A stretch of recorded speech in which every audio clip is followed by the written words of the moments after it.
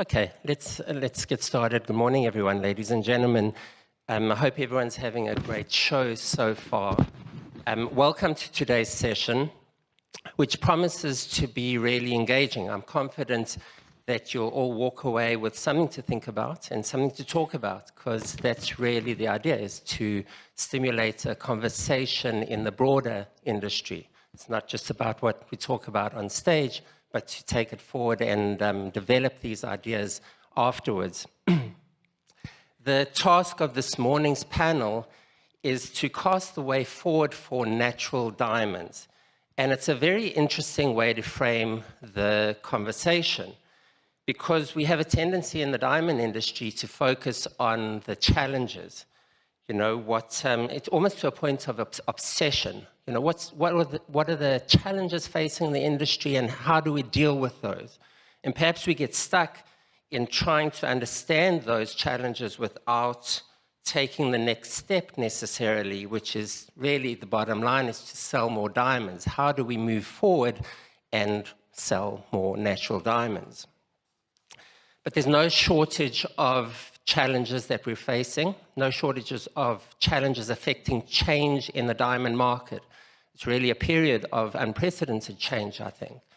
We have synthetics, tariffs, high gold prices, sanctions, traceability, geopolitical uncertainty, changes in the rough market, the sale of De Beers, funding of category marketing. All of these, of course, continue to impact the trade and the industry. But is the way forward dependent only on how we respond to those factors? Or can the natural diamond industry be the master of its own destiny and formulate a way forward regardless of those headwinds? A diamond industry strategy, so to speak, based purely on its own merits. And we've hit the sweet spot in bringing together a group of experts, industry experts, to discuss this issue. Before I introduce them, I want to give you an idea of our collective headspace and what we're going to be focusing on in today's discussion. I spoke to each of the panelists ahead of today's discussion, and they pretty much unanimously said to me, you know, we've spoken about these challenges to death. You know, there's always been conversations around these issues. But what about the way forward? What about today's discussion must be about formulating a way for natural diamonds to grow, the industry to grow, in spite of the headwinds facing the industry. And so, spoiler alert, here's the bottom line. The way forward for the natural diamond industry begins and ends with the consumer. And that's what we're going to try and understand better today. How are consumers engaging with natural diamonds? How can we enhance and enrich their experience in and around the product? So let's meet our panel. So in the left corner, we have Raj Mehta, who's the CEO and Managing Director of Spectrum. He's also a board member of the Watch and Jewelry Initiative 2030. Next to Raj is Mahiar Borhanjoo, who's the Chief Commercial Officer of De Beers. Rebecca Foerester is the President and CEO for North America of Hearts on Fire. Next to me is Retter, who's the Managing Director of Rapaport Antwerp, Rapaport Belgium, the European division, correct. Also sits on the rough board of the Belgian Federation, correct. And joining us remotely is, who appears on our screen, there we go, is Raluca Anghel, who is the Head of External Affairs and Industry Relations at the Natural Diamond Council. So welcome, great to see you, Raluca, as always. Thank you. And to break the ice, we're going to have a rapid-fire question to begin our discussion. And I think it'll set the tone for our discussion, in which I'll give each of you a minute or thereabout to answer the same question. And there are no rules. You can repeat an answer if it's been said. But I think it'll, as I said, it'll set the tone for the discussion. And the question is, what makes a natural diamond valuable? You know, is there what is intrinsic within the natural diamond that brings it value? So let's begin with Leah. Thank you, Avi. So the value of a diamond, there's actually two values of a diamond, if you want to put it like that, the way we see it. There's an acquisitional value, which will determine the market price, which will be based on, of course, supply and demand, rarity, scarcity, uniqueness, and market conditions, and that will determine the price. But then there's the emotional value of the diamond, which will be determined by the receiver. Actually, you know, when the engagement ring, when you have your firstborn baby, when you receive that necklace from you inherited that necklace from your favorite grandmother. So that value, that emotional value will actually, like I said, will be determined by the receiver. How much is that person worth to you? And that is where marketing can play a role, and actually marketing must play a vital role in that, because they're able to enhance that emotional value and evoke those emotions stronger than anybody else. Thank you, Leah. And I mean, I think, you know, the second part of the question maybe is, you know, how much of the value is created by the market, but, you know, what is there within the diamond itself that's valuable? Rebecca, do you have an idea on that? Oh, yes, thanks. So I think the first thing as an industry that we need to do is really reestablish the definition of value, especially when it comes to natural diamonds, because natural diamonds are a luxury. When we talk about synthetics or other diamonds, value is all about price. So I think in order for us to move forward, we have to really collaborate and organize together as an industry to have the same messaging so that it's consistent and it's repetitive, and it really kind of gets that consumer connected again to this really important luxury category. For me, natural diamonds are extremely emotional.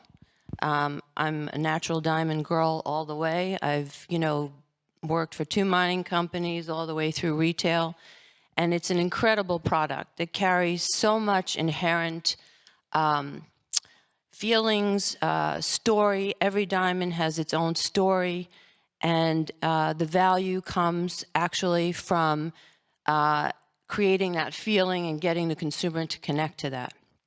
It also has an intrinsic value of its history and its journey, and the fact that it's really an amazing gift from Mother Nature. And a natural diamond is over 1 billion years old. There's nothing else in the world that you could wear or connect yourself with that has that kind of legacy. And of course, also the emotional part of it is passing on such beautiful jewelry, which often serves as a talisman. Over history, it's served in so many important ways throughout our culture. And when we're able to tell this storytelling, I think it creates a whole different value proposition. So my quest through this panel today is to try to figure out how do we collaborate as a fragmented industry, create the same messaging, the same rhetoric over and over again that we want to repeat so that the consumer really understands the difference and the wonderful opportunity we have to really represent this amazing product in our marketplace. Thank you, Rebecca. Let's go to Raluca. Raluca, do you want to opine on the question? Yes, absolutely. And you're in Italy right now, so I wanted to actually answer your question with an analogy.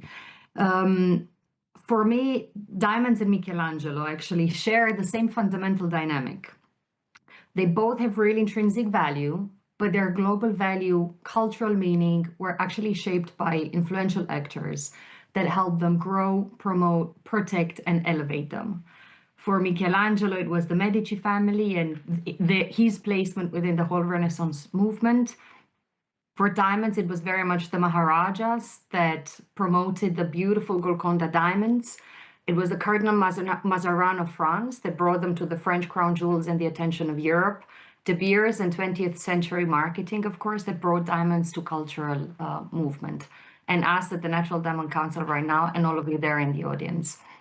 So the answer is both intrinsic value and quality is important, but reaching universal global value is certainly something that gets constructed in time and through marketing.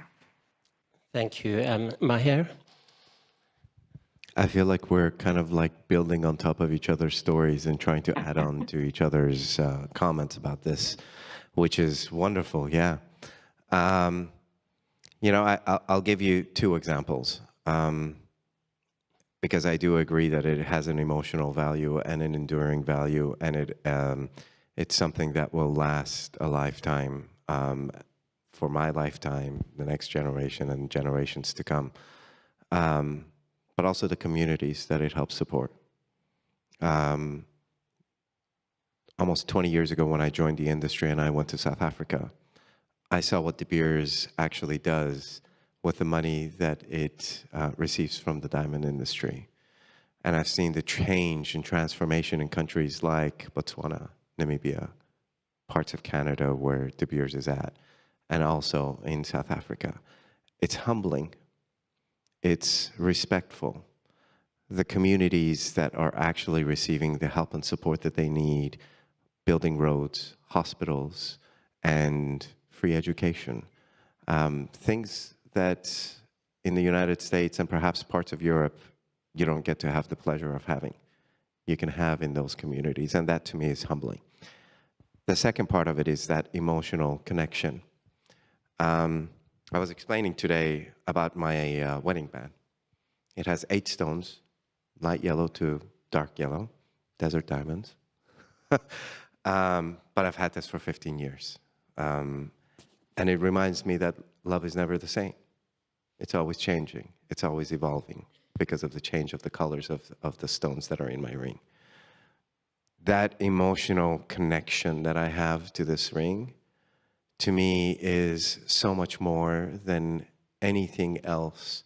And the fact that I can actually look at these stones and think that more than 1 billion years of energy is on my finger. I mean, what else can you have, hold, and wear that can provide you with that? Raj, last but not least on this topic. So I think mostly everything is covered here, but yeah, I think so. There's you create emotional connection here through diamonds, because you build memories when you pass on from generations to generations here, and it has a great symbolic value also.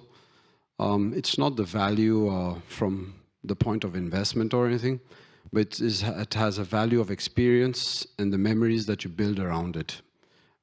It could be from grandmother to granddaughter, or a relationship, a gift. And that time while you're gifting somebody a diamond, the feelings that you go through, they have so much value, and they stay with you. So I think diamonds are very strong. And like Rebecca said, they are gifted from the earth from so many millions of years. So I think it's probably the only product that we can wear and enjoy it, and also share with other people around us, our loved ones, friends, and everybody. So I think so, yes, diamond it's an unbelievable product. Well, I mean, we all agree, and perhaps we're preaching to the choir, but it's somewhat telling that there wasn't a focus on the rarity of diamonds. When we talk about value, the answers tended toward the emotional, and I think that's somewhat telling about where we are in terms of the industry. And Rebecca, I wonder if we can maybe look at that question of value from a consumer point of view. How are consumers perceiving value of diamonds? Are they seeing it in that same emotional angle, or is it more transactional? Oh, that's a loaded question, right? I think, well, let me put it this way. I think I'm going to take a twist on that, because I did say I think as an industry we have to reinvent the definition of value and what that value proposition is.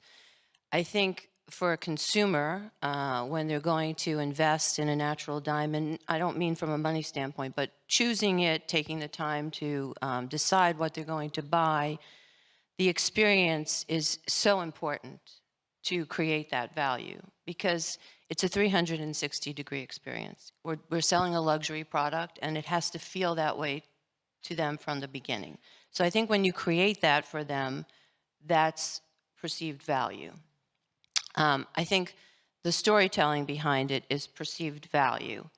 I think we're walking into a very important time in our industry where this generation of consumer that is really our target is about to inherit a lot of money from the generation above them, which sets the playing field for us and gives us a lot of chance to really capture that share of wallet. It's really important that we figure out how to do that.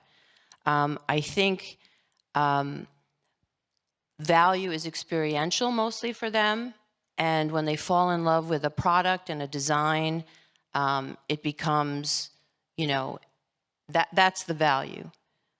And in our level of natural diamonds, I don't think it's as much about price and about how much it costs. I think it's that emotional connection, the experience they had in selecting it, how they feel when they look at that diamond, and how they feel when they wear that piece of jewelry. Leah, you know, what are you seeing among younger consumers? Are they engaging with natural diamonds as, you know, with diamond jewelry as previous generations? Thank you. It's interesting because I've done a little bit of research on consumer spending, and especially focused more on the Gen Z generation. And I think our industry is so focused on natural versus the S word. I won't say that word, synthetic, and that we're so focused on that. But I think the real issue is that consumer spending has shifted to the #1 luxury expenditure is on travel and experiences. The younger generation are trading in things for experiences, things for moments. They're spending, and I've done research on McKinsey and my new best friend, ChatGPT, and they have both, you know, everybody is saying that #1 experiences are travel, gourmet dining, in fact, concerts. #2 is fashion. The younger generation is spending on handbags, apparel, even footwear, and jewelry and watches are coming in as #3. So I think our issue is we need to move the retail to the experience, and maybe we can discuss later on how, you know, a nice way to do that. But I think that is our challenge. We need to bring jewelry up. I mean, if the younger generation are spending $7 on a cup of coffee, they're spending $2,000 on a Taylor Swift concert ticket, they're not spending it on jewelry, whether it's natural diamonds or the other kind. So that is something that I think we have a responsibility as an industry, and I'm talking to myself as well and everyone sitting in the room. Our responsibility is to bring this magnificent product to the next generation. And we need to work together, like Rebecca said, because in the past, we were working individually. And by working individually, we were just, you know, like they say, the sum of all parts is the total. And I think that's where we have to focus on, just making sure that this product really becomes #1 again. Thank you, Lee. You touched on a number of points which I'll get back to. Mahiar, I would like to just stay on the question of consumer perception for a minute. And it does feel like there has been a change in attitudes towards natural diamonds, diamond jewelry in general. What has changed? Or, you know, it can be nothing. but you know, what has changed in terms of the consumer perception of the product of the industry? As an industry, we haven't really targeted the consumer since 2009. So that's one thing that has changed, that we have to all agree on. And I think this past year was the first year that we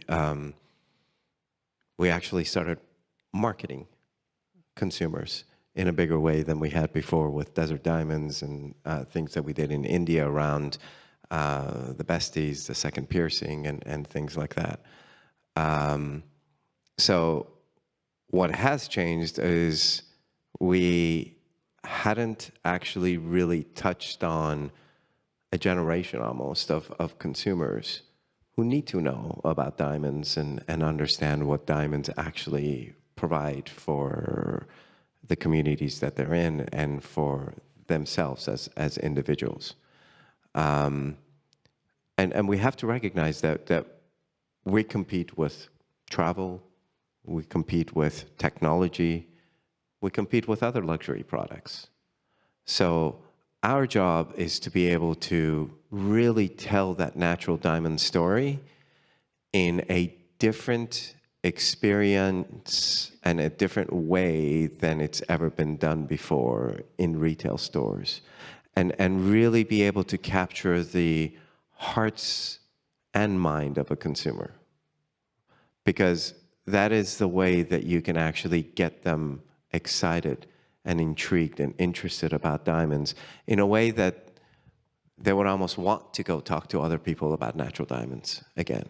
So that's the main focus of where we have to actually take natural diamonds to in the next 2 to 5 years, to make sure that we stay very relevant in the consumers' minds for their purchases for themselves, celebrating their own special occasions, and also occasions that they have with the people that they love. Following up from that, Raluca, what, 2009 through 2026 now is a fair chunk of time. How has storytelling changed? Do the same messages resonate with today's consumers as they did, pre-2008-09? First thing I'd like to say is that we have actually been speaking to consumers during this time, but we haven't done that in a unified way. So I very much appreciate the inputs from, I believe, all of your panelists. At the Natural Diamond Council, we've been talking to consumers 365 days a year, and we've seen how much they love jewelry. We were absolutely shocked by the amount of uptake that we've had to our content.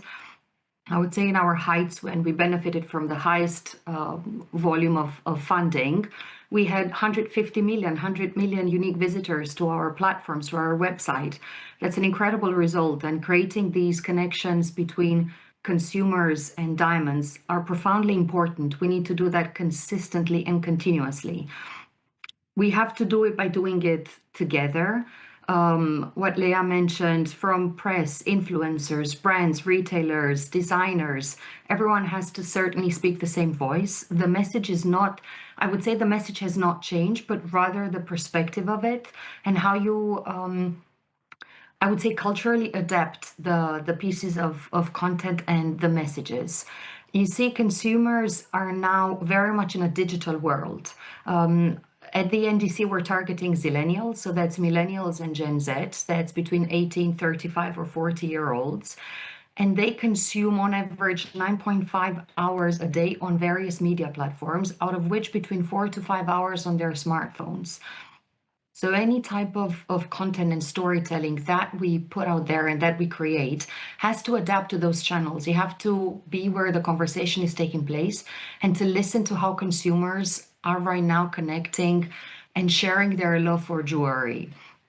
We've seen that they absolutely adore jewelry, even just by the results of some of the biggest global brands. You've just seen some results earlier this week, so you know exactly what I'm talking about. That's an absolute proof of how much they love diamond jewelry and how much they actually see this as very much a self-expression. And we can see from all of our focus groups and our interaction with consumers the complete connection that they have with these natural diamond pieces of jewelry by telling the story of their lives. You mentioned concerts. All of them were wearing stacked bracelets, different types of earrings there, the rings. So they actually used all those pieces of jewelry and they integrated them in all of their experiences. So I'd rather say, let's not look at competition, but rather look at integration. Let's tap into the other passions in their lives that they have and show how natural diamond jewelry accompanies them in all those experiences. One of my colleagues very beautifully said that natural diamond pieces of jewelry is basically an autobiography of one's life that gets to get passed on throughout generations, and that couldn't be further away from the truth.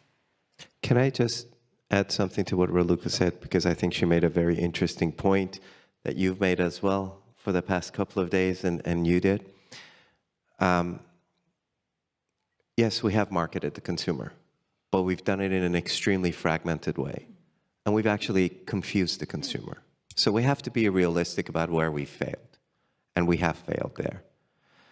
What we need to do is be much more collective, much more aligned, and really drive this together, especially when it comes to being able to get the consumer's attention.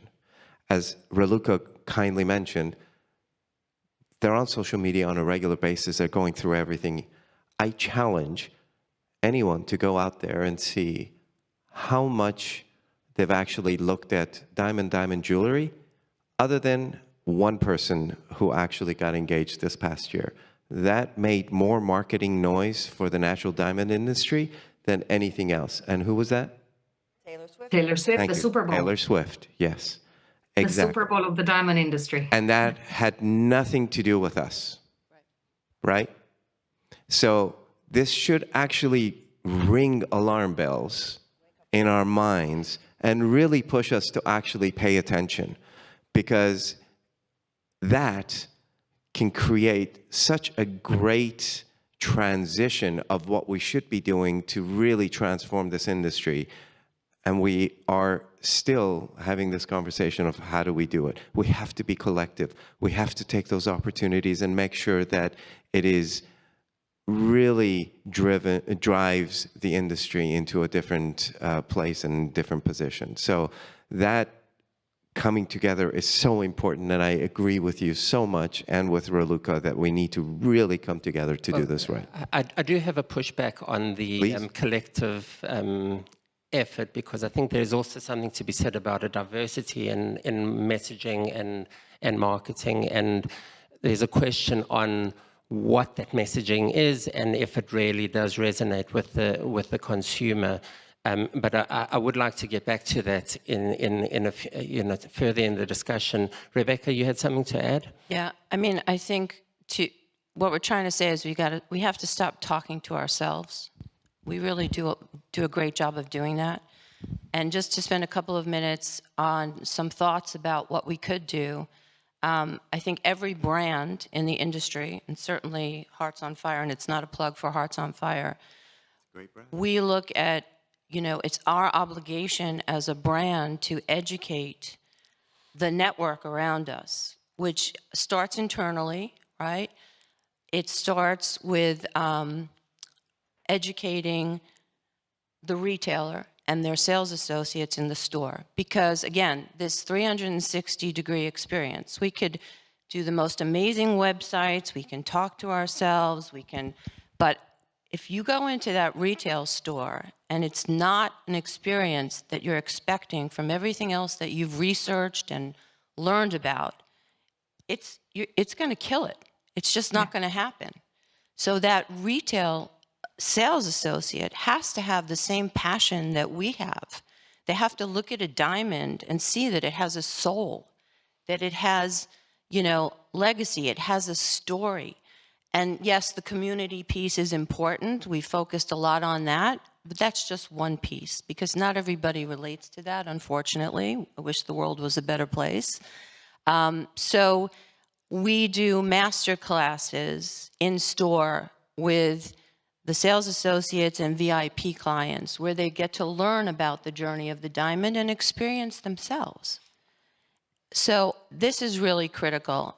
And, yes, collaborating is important, but I think individually, to your point, whatever place we fit in the supply chain of natural diamonds, it's our obligation to make sure that we are making that experience luxury, impactful, all the things we talked about, emotional, giving people something to tell their friends about. And to me, that's what we do. One more thing I just want to say, Dr. Gaetano Cavalieri, thank you for this, because yesterday we had a panel about messaging in natural diamonds to consumers. And I think last night a great idea came out at dinner. We had a panelist who is an influencer, Bebe. She's got 1.2 million followers, and she is killing it on Instagram. And she taught us something that says Instagram is not only being used for selling, Instagram is being used for education and for learning and for getting authoritative answers from experts. If we as an industry could cultivate a group of influencers that we train, that we give the right messaging to, that could be an extremely powerful tool to get out the message to these consumers in a genuine voice that they trust, and it's not us just talking to ourselves. Thank you, Rebecca. Avi, if I may Sorry. take this, if I may just take this opportunity, Rebecca, 100%. And I have to say, we've done that, and we're doing that. So within the Natural Diamond Council, it's us putting pieces of content out there. Yesterday, I was on that panel with Bebe, and it's Instagram, it's all of the social media accounts, TikTok and other places. So you definitely have to culturally adapt all of the platforms that you're using. So we've absolutely done that since 2020, when we re-kicked off our strategy as a publisher and as an educator and inspirational platform. And we've definitely also collaborated with influencers, because one thing that we've seen out there with this generation is that they also end up actually creating their trends, and they end up creating and educating from their peers online. So whilst they are interacting with them, trying to share their own views as well as learn others, it's very important that they get all those thoughts and they can see this. So we've absolutely been doing that. So I can say we need more support from the industry so that we can continue with this strategy. Again, both us as a publisher as well as collaborating with influencers on various spheres. So for example, at the NDC, we've tackled a lot of the facts and education. That's another part, Rebecca, and many thanks for bringing this actually to the attention. Natural diamonds are one of the, I would say one of the symbols for luxury, but it's certainly one of the worst sold symbols of luxury or environments, and their educating stuff is incredibly important. So we have, whether it's on our website, whether it's on our Diamond Learning Center, we've created bits of content and information, and we've divided into apologies. We've divided into small bits of information that can actually be used online. So we've created diamond reports, diamond facts reports that we've communicated and partnered with, for example, new young Gen Z financial influencers to actually distill this information and explain what is it that diamonds mean to the new consumers. Others that would be speaking about lifestyles, again, how you make this connection. So I just want to kind of clarify, we have been doing that. But to get these messages across, we need to consistently do it, and we need to come together so that we can support such initiatives. But they have been put in practice already. Thank you, Raluca. Raja, I'll give you a chance to respond to all of that, because I know you want to. But I also want to introduce a new topic that I'd like your opinion on, and that is this idea of the experience economy. And everyone's spoken about touched on the experience. There is a return to the experience economy that we saw pre-COVID, that took a break for a few years, but it's back now. We're seeing an increase in spending on fine dining, travel, concerts, sporting events. I wonder if you can give an idea of what is a compelling diamond experience. So just going back to the previous thing, and I'll answer to your question also, but I think so if we look at the results of many of the retailers in the season that we had just recently, most of the results are positive. They're up from the previous year. So I don't think the actual problem in the diamond business is lying at retail. And we have to understand that the retailers are the ones who are facing the consumers. And the consumer's first touch is the retailer. So we have to leave the retailers to do their job and communicate the way they do. I think so in this industry, what has happened over the years is upstream, downstream, everybody's gotten mixed. And that has caused a lot of confusion through social media because the world is becoming a small world. We can connect with anybody we want. You can put very disruptive press releases and it will pick up. And those kind of press release, they confuse the consumer. Rather let everybody in the pipeline do their job properly and align with each other, but don't overstep on each other. And I think so in this industry, that is what has happened over the many years. That's one thing that I see from being on the midstream. Sorry, can you clarify, does that mean that we should leave the messaging and marketing to the retail sector and the midstream, say, should stay out of it? Not stay out of it. Align, so you communicate with each other, but the message should be passed through the people who are facing the consumers. Fair enough. Because the consumer believes the ones who are facing them.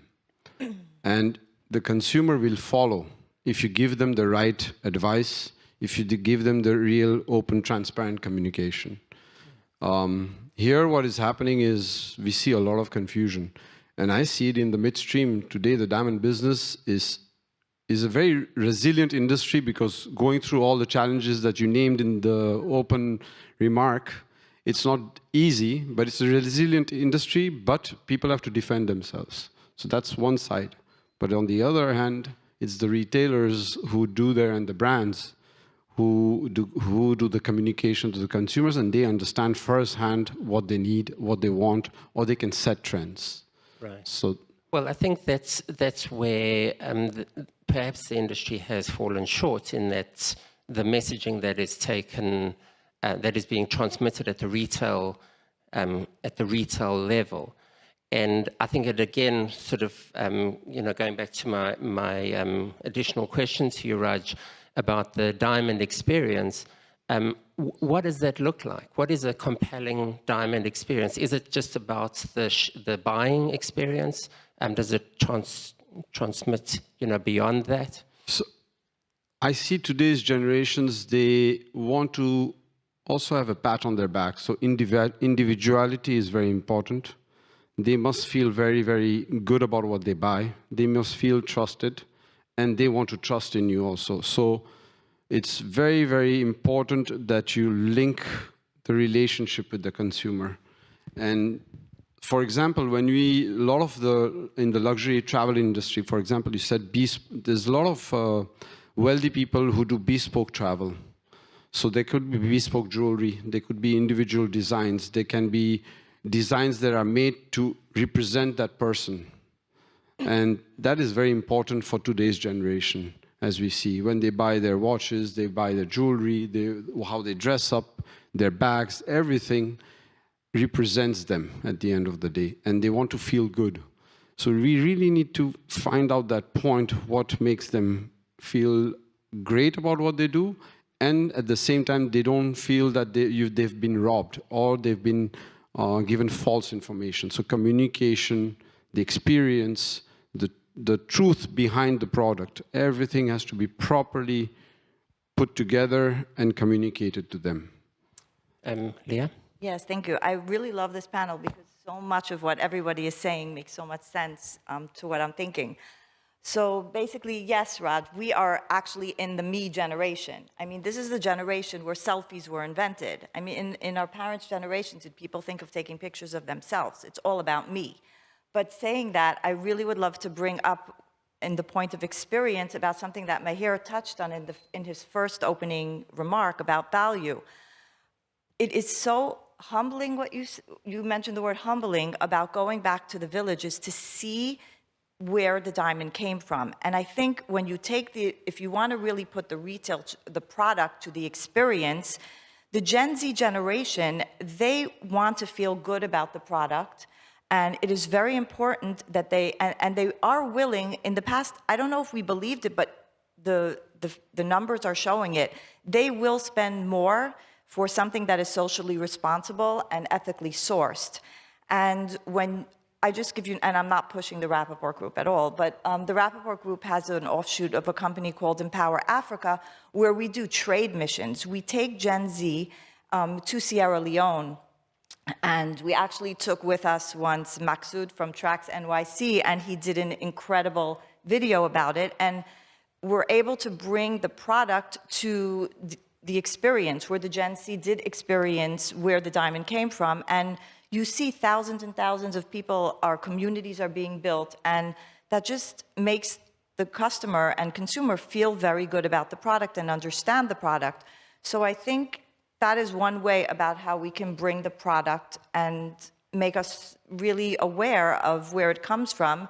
And then synthetics, you know, they have no shot in something like that. So I really appreciate that thought about going back to the mining where it came from. Thank you for visiting Gem Fair while you were at Sierra Leone. Rebecca, actually, I think we do. I think our group, yeah, we go to Gem Fair. So. Rebecca, it sort of begs the question: is it about the jewelry, or is it about the diamond that you're selling? And Hearts and Fire has been through an interesting journey in sort of transforming from a diamond brand to a focus on being a jewelry brand, a diamond jewelry brand. What about the consumer attitude and experiences motivated that switch? Well, I think it started with synthetics and the fact that I knew we needed to differentiate ourselves and present ourselves in a different way and create a different value proposition. Having a proprietary cut diamond that's a premium of 15% is not exactly, you know, gives you a strong point in the marketplace that's inundated with synthetics. The good note is that I've seen some research that our independent jewelers are now really shifting back into natural diamonds. And I think that was evidenced this holiday season with higher price points, with younger people buying beautiful jewelry. So I think we're off to a good start. The reason that we moved from a diamond brand into a modern diamond jewelry brand was because we felt that we had to have something a little bit more to connect to the consumer with, and that was beautiful, relevant design. Because from research, what we learn, and some of us have said that here, today is all about self-expression, personalization, customization. And you can do that really well with jewelry and how you style your jewelry and what you choose to wear and how you wear it. And so by creating these collections that were relevant to different cultural important trends, and we have about 5 new collections, we were able to really attract that customer in a different way and tell them our diamond story once we got the jewelry in their hands. And so now they are able to have a beautiful piece of jewelry that's relevant to what they want to express. And on top of that, they have one of the world's most beautiful diamonds. And it gave the sales associate a different way to talk to that consumer, to connect that emotionality, to make them feel good about their purchase. And it was a completely different value proposition. And it actually really has created a new life for this brand. And I have to say that, you know, new storytelling and all the things that I talked about, a different customer experience, the retailers know how to communicate that, and it just makes that diamond story much more the jewelry is the catalyst to tell the story of the diamond. correct. Mahiar, with Origin, it's a diamond brand. Is there a similar sort of focus, or it feels difference being a diamond brand rather than a diamond jewelry brand? Well, Hearts on Fire, by the way, his family and my previous company strive to cut Hearts on Fire diamonds, and I can tell you it's a pain in the behind to actually have that precision 57 cut, perfect Hearts and Arrow diamond cut. So when you say it's 15, it takes a lot to get to where you are. So I'm hoping that you can actually make 3% more in the market, because you're good to like the cream of the crop. So it's phenomenal jewelry piece. Heartsonfire.com. No, I'm just kidding. I'm not plugging her. Is it? But if you look at Origin, what we wanted to do, I've been in this industry for 19 years now. And I came from a completely different industry, technology and consulting, etc. When I left De Beers and I was traveling around and talking to independent retailers around the United States and Asia and Middle East, so many of them didn't really know the story of the rough, the story of the product, the story of where the diamond came from. And still to this day, I have this conversation with a lot of retailers. Nobody comes in to ask for a diamond from Botswana. Not a single person comes into a retail store to ask for a diamond from Botswana. You're 100% right. But isn't it great that we have the opportunity and the technology using Tracer or GIA or other products to really be able to tell that story as it deserves to be told?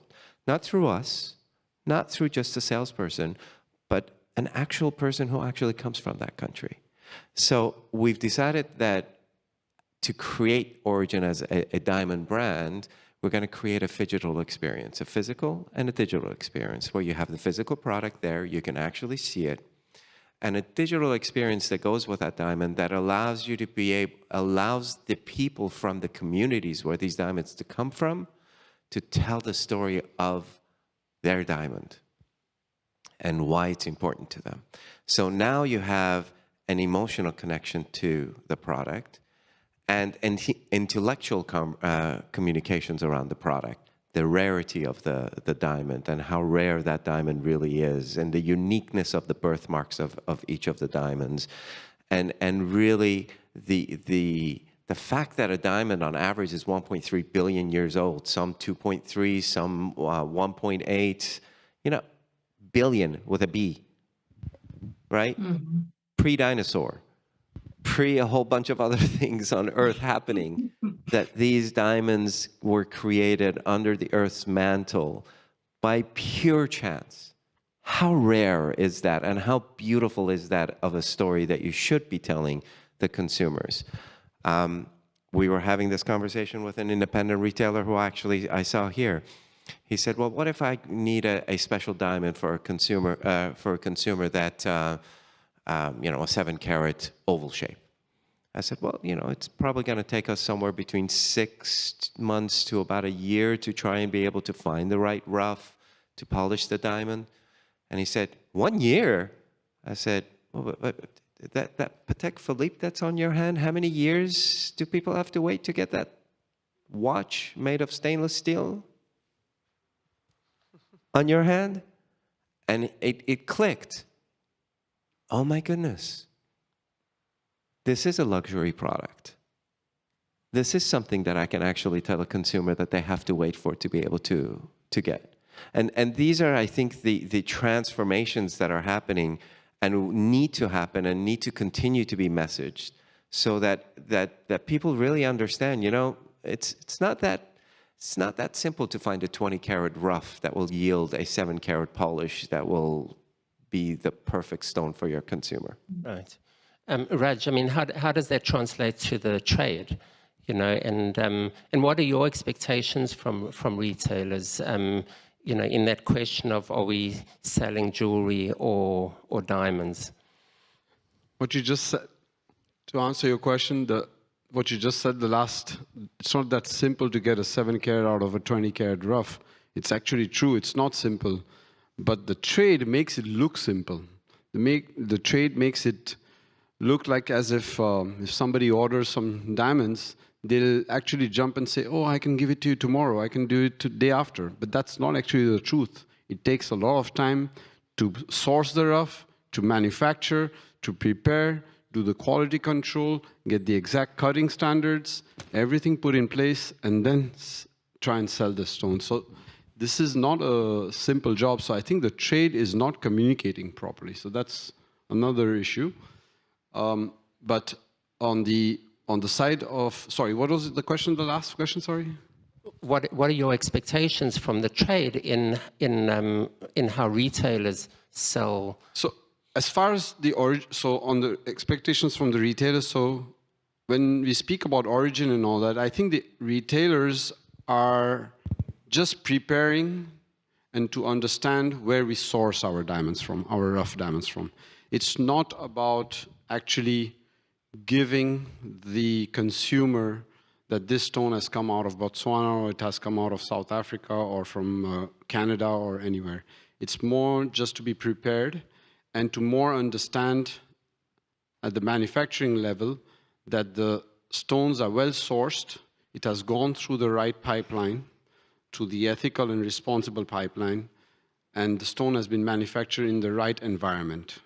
I think so that's highly important, more important for the retailers than actually just the origin. And origin is a part of that topic, but it's not everything.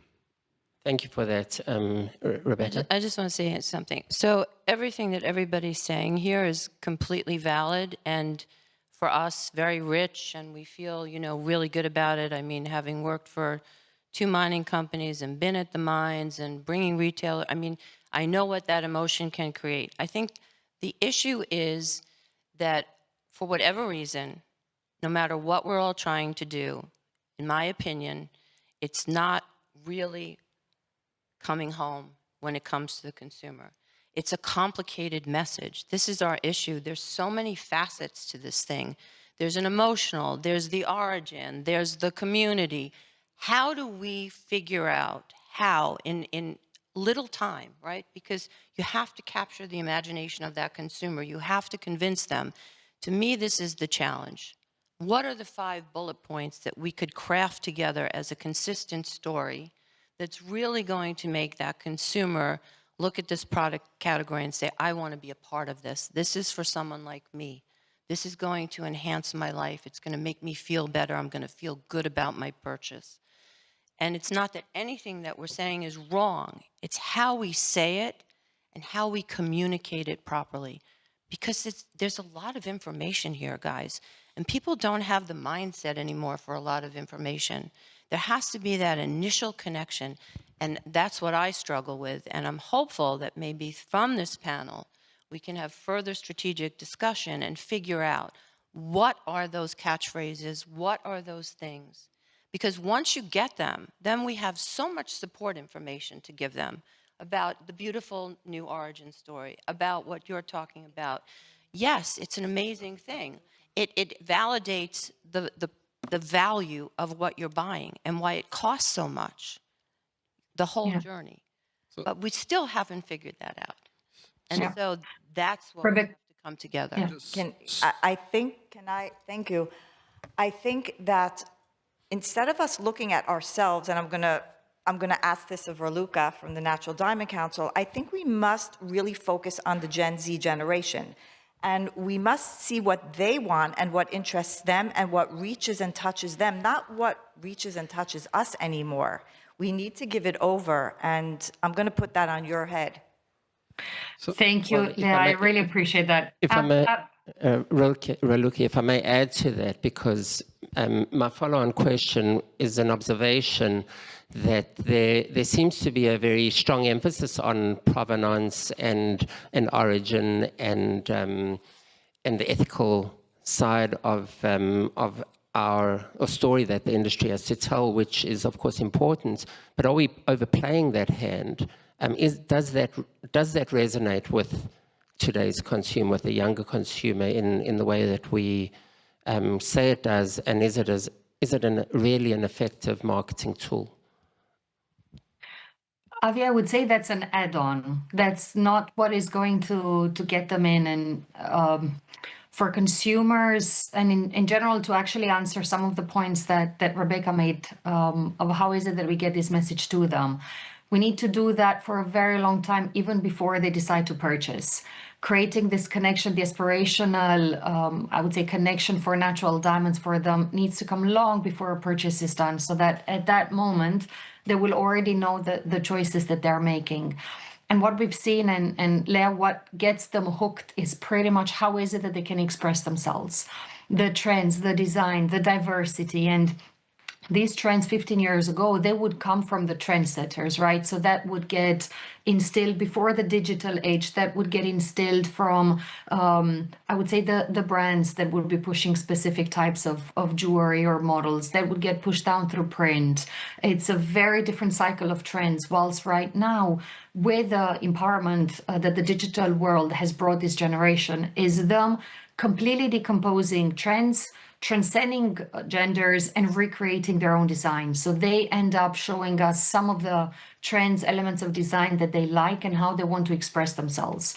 So the best thing that we can do is to give them ideas of how they can do that further. Come meet them in those places, show them what else they can get, provide them this inspiration, give voices to the versatility of designs, jewelers, brands, all these elements that can be put together in one basis and show this inspiration to them. And I would say sources to get them to dream even further. And then the beautiful story, I thought the combination between Rebecca's talking points and Mahiar's one after the other were very interesting, because Rebecca highlighted the Hearts on Fire focus on design, which is exactly the answer to what consumers are asking. How else? Give me ideas of how I can express myself. And then as they see this, you start charming them with a beautiful and unique story that diamonds can tell. And you need to do this in absolutely simple messages. If we overcomplicate things, we share too much, you will absolutely lose those audiences. So divide it in small snippets. We've been doing that, but that's certainly something that that we should focus on as an industry on the long term, because like this, you will end up repeating messages that the consumers will hear. And I would say you also have Generation Alpha that is now coming after Gen Z. It's a very, very unique generation. It's pure digital natives generation. And you can see trends that are right now in Gen Alpha over in China that appear exactly the same in the United States, across Europe, across the world. So they are much more connected culturally, which means that all of their tastes end up being put together in a pot of cultural mixing, and they will adapt those tastes to themselves. There was a fun fact I saw online on Generation Alpha.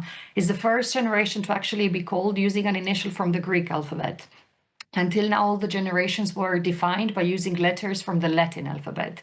I think fundamentally this shows that there is a very, very new and very different generation that is going to come up. And we need to already get ready with all of our online communication and all of our approaches to meet that. And that absolutely we can do it as an industry as a whole. So sharing best case practices of how we can do it and supporting each other. I thought it was because they just ran out of letters.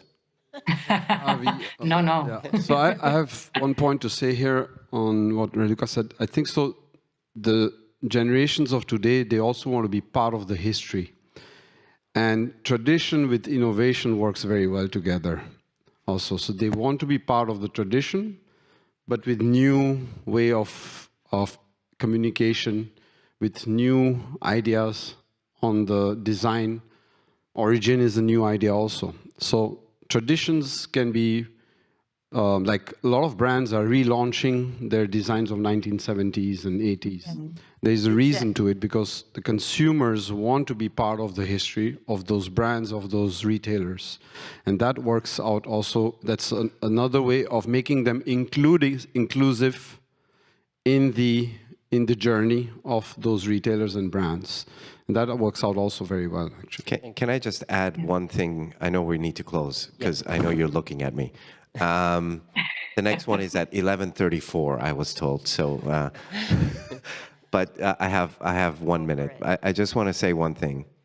The new generation that's coming in and growing up, and my daughter is one of them, they're an AI generation. They're going to be living in that world. They're going to be living in the world of of things that we dreamt of. Everything is going to be a digital experience, something that's not physically there, etc. They are going to thrive and be excited about real things, about real products, about things that are of age. And they're going to have the financing and the money in order to be able to actually do something with it. And this is why, for me, it's so important for us to ensure that this hardest substance in the world that was created by Mother Earth more than 1 billion years ago needs to be something that is constantly in their minds and exactly top of mind, that they can appreciate and know that they can physically hold 1 billion years in the palm of their hand. Well, I think It sounded like a poem. It's nice. all of those final points are good ways to end. I think, you know, in taking the discussion forward, I think, you know, Rebecca, your suggestion of that 5-bullet point plan is one that we should take to heart and perhaps think about. And the diamond industry itself has such a rich history. You know, it has romance, drama, comedy. It has a bit of everything if you really read into it. And I think, and that human element is, I agree with you, Mahiar, that it's going to become much more important moving forward as we go further into this digital age. So thank you to all our panelists for a really insightful conversation. Thank you, Raluca, who's joined us from the luxuries of London, I believe. And thank you all for your time and watching. And again, the idea is to continue the conversation. So feel free to approach any of us with your ideas and your opinions on these matters. Ravi, a special thank you to you. Yes. For always being a great host. And I think that he does deserve a good round of applause. Thank you, Avi. Thank you.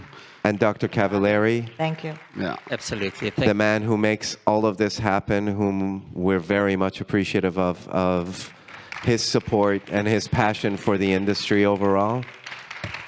Thank you. Thank you very much. Thank you. I mean, this may happen simply because Cibjo and this industry is a very big family. And, you know, I'm the father, by the way, you know, and I'm the father of all the industry, you know, as well. Absolutely. The godfather of the industry. We do call you something specific. As you wish. But in any case, I just felt compelled to come on stage to say thank you, thank all the speakers that are coming now and later on, and those that were on stage yesterday. I really enjoyed, but still I understand that I can do personally, as a person, not as president of Cibjo, much more and much better, even though my family is in the business only since 1821, but still I didn't learn. I'm continuing. And I want to say something about... You look young for 200 years old. I sleep in the fridge, that's why.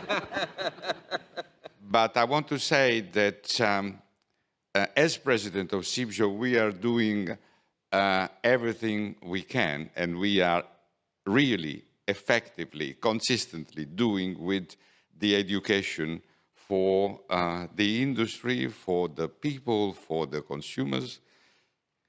Maybe we have to work even closely. I mean, we work closely, but still is not enough. So we need to serve our industry properly. And I believe that in this occasion that we are all performing during this Vicenza Oro January, we are doing something fantastic. I mean, I can see all around here today and the previous days the caliber of people, apart yourself, but the caliber of people that is here, wow, has a magnitude which is super big. And in fact, because this Avi, who is in our industry since long time, now is going to have the hairs much longer than what, you too, you too. The stress is Yes. I would like to conclude saying that please stay with us, because now we have, apart all the stars, you know, somebody that is a good friend of mine, Martin Rapaport, that we will enjoy listening to him and really enjoying the performance. Because to me, Martin is not only a friend, but he's a performer. It's that, you know, bodybuilding, very Italian style, even though it's... We're gonna hang out with you, baby. We're gonna hang out here. We're gonna have some fun.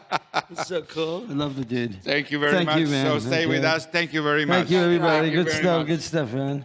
So what's going on here? What are we gonna do? What are we gonna do? What do you want to do today? What do you want to talk about? Well, certainly we're not going to dance on stage. No, Martin. come on. We can do a little dance. Okay, we gotta have fun. Thank you very Good to much. see all you guys. It's just absolutely great. Bringing you there. Yeah, great. Okay. Thank you very much. Hey, thank you.